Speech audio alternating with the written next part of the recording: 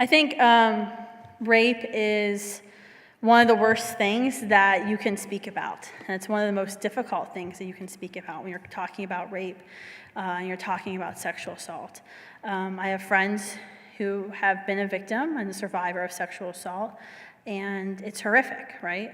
And if she becomes pregnant, we know she's going to have to make the most difficult decision of her life. I believe if she is a victim or a survivor of sexual assault, she does become pregnant, which is in a rare number of cases, that she has three choices. She can carry the child to term. She can keep the child, raise the child, because the child is part hers. But it's an expensive commitment, right? An 18-year commitment to raise another human being. It's also an emotional commitment, right? She can choose to carry her child and then choose to place her child with an adoptive family, which is a heroic and selfless act, but we have to admit can be very emotionally painful for a woman to go through. Or she can hire a doctor to kill the child. And I think when you're talking about punishment for the sexual, for the rapist, he should be punished for all of that because he's committed multiple moral crimes, right? If she becomes pregnant. He's not only forced himself on her sexually, he's also forced her to become a mother. But I still believe abortion in the cases of rape and sexual assault are wrong. The way I look at it, and the way I try, because it's hard to be a pro-lifer and to be philosophically consistent, because you have to think about these things, right?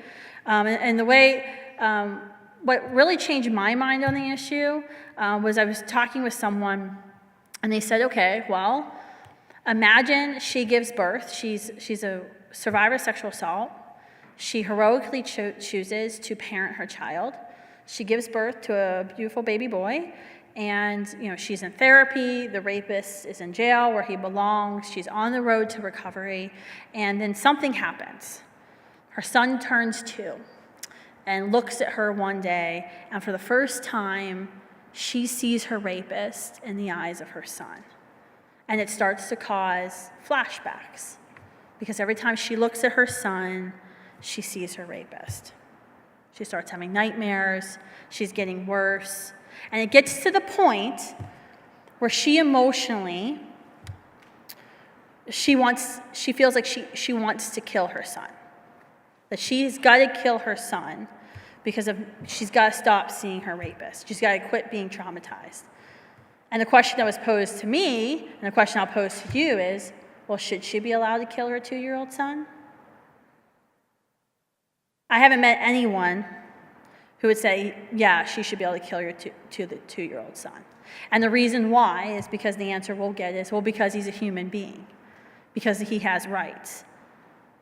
Our argument in the pro-life movement is that the preborn child at the moment of conception is a unique, whole, living human being, and that child has the same rights as you and I. That child has the same rights, is equally as valuable as the toddler.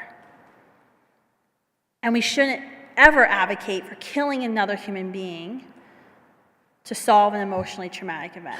We should be willing to do whatever we can to help her and to go as far as we can, but we should never go over that ledge of saying, yes, we will murder for you. Rape is an act of violence that's done upon someone else. Abortion is also an act of violence that's done upon somebody else. Both are innocent victims. And I don't think you can fix the problems associated with one act of violence with another act of violence.